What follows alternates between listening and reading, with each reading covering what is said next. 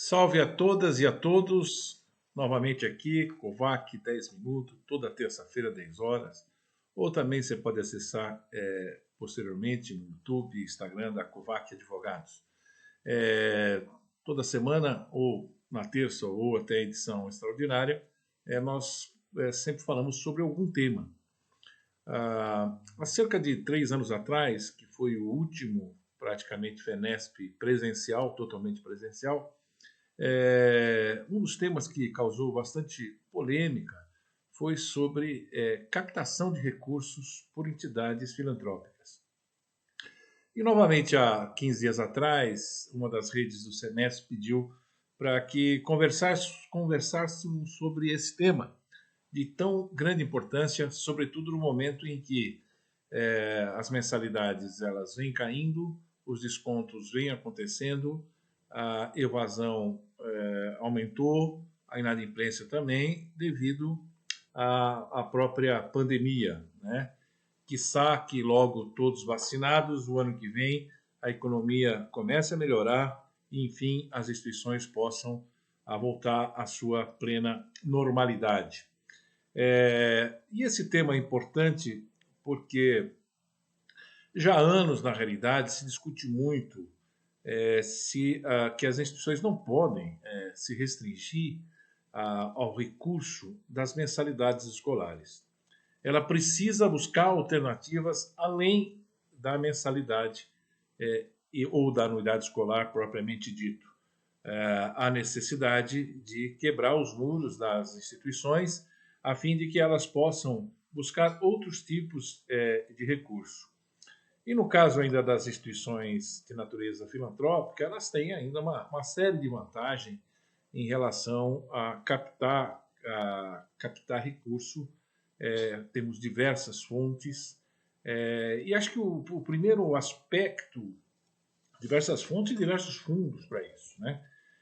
Mas é muito importante que a instituição, primeiro, ela, a partir da missão que ela tem, qual é a vertente mais adequada para buscar a fonte ou fundo alternativo para buscar o recurso. Né? Existem instituições filantrópicas especializadas na área de educação, outras mais especializadas ainda na área de saúde, outras na assistência social. Então, a partir dessa vocação, é importante verificar quais são os fundos existentes. Outro aspecto, obviamente, a partir disso, verificar, por exemplo, se não há necessidade de se alterar o estatuto da entidade. Às vezes, o estatuto ele não tem determinadas permissões que, para não se descaracterizar ou não descumprir o próprio estatuto, há necessidade de se fazer modificações, alterações, inclusões, de tal maneira que possa receber aporte. Né? Existem diversas formas de captação de recursos. No próprio poder público, né? Ou seja, recursos vindo do governo federal, do governo estadual, do governo municipal. Por isso que precisa estar atenta à legislação existente nessas três esferas, a fim de poder receber recurso e se adequar aos seus projetos a fim de solicitar o recurso. Aliás, é uma coisa interessante, no Brasil sobra muito recurso público por falta de projetos propriamente dito. Então, é importante que a instituição esteja antenada, lendo o Diário Oficial, verificando quais são os editais existentes, verificando quais são as leis existentes em função do que o poder público possa oferecer.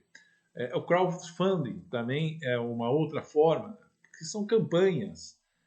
Vejam quantos alunos se formaram ao longo dos anos, por exemplo, na instituição, muitos egressos bem situados, e esses podem ser grandes doadores, inclusive, financiadores, talvez, apoiar bolsas de estudo para alunos, né? Então, essa é uma maneira também. Da mesma forma que é muito mais comum se fazer também bazares e eventos destinados a isso. É muito importante por isso. A rifa também é uma das formas, claro que observando a legislação vinculada ao tema, no caso rifa propriamente dito. E também geração de rendas em função de serviços que podem ser realizados pelas instituições. É muito comum essa discussão, mas além da educação, eu posso gerar algum outro produto e vender esses produtos? Sim, ela é possível, né? E às vezes até devendo se adequar até o estatuto da entidade. E ao mesmo tempo que esses recursos eles se voltem integralmente para o objetivo e pelos objetos estatutários da própria entidade. Então, é importante, sim, a instituição, por exemplo, ela pode perfeitamente fazer locação, que é uma das coisas que sempre dizia pode, não pode, sim, pode.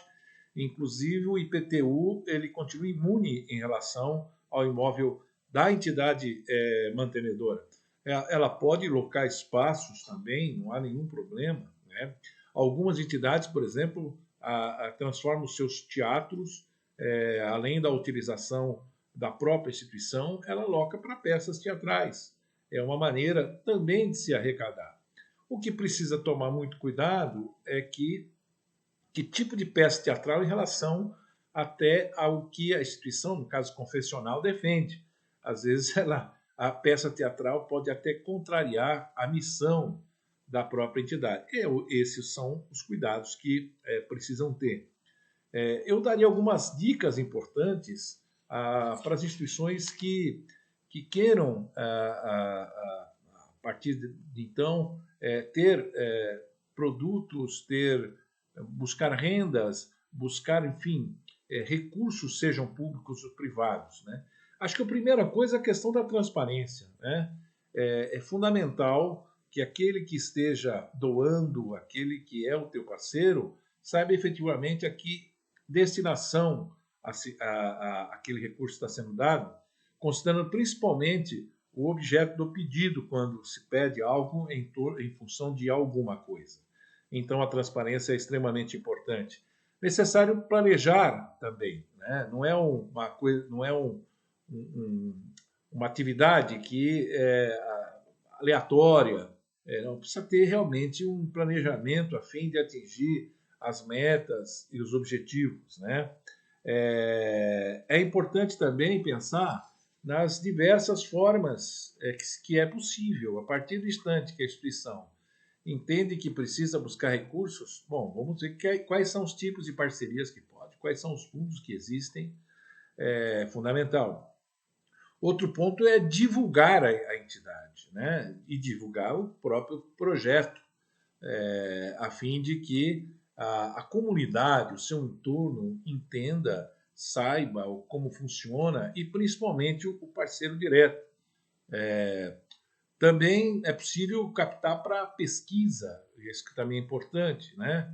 E, fundamentalmente, com tudo isso, buscar o reconhecimento, né? O reconhecimento perante a sociedade, né? Ou seja, identificando aquela entidade filantrópica do terceiro setor, mas que se volta a projetos de natureza educacional, assistencial ou na área de saúde, né? Tem alguns fundos que podem ser captados pelas instituições. Eu vou citar alguns aqui fundos, né? O Fundo da Infância e Adolescência, Lei do Audiovisual, Fundo do Idoso, Programa Nacional de Apoio e Atenção à Saúde da Pessoa com Deficiência, denominado PRONAS, Lei de Apoio ao Esporte, Programa Nacional de Apoio e Atenção à Oncologia, a Lei Rouanet. Então, veja, são diversos fundos existentes capazes de atender as instituições de ensino. Mas como é um tema bastante amplo, bastante abrangente, no dia 15 de junho agora, às 11 da manhã, nós vamos fazer um webinar sobre esse tema.